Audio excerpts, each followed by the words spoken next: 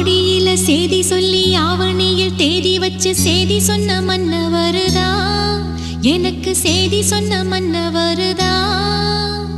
சொந்தம் சொல்லி நெத்தியில குங்குமத்தை வச்ச ஏன் மன்னவரு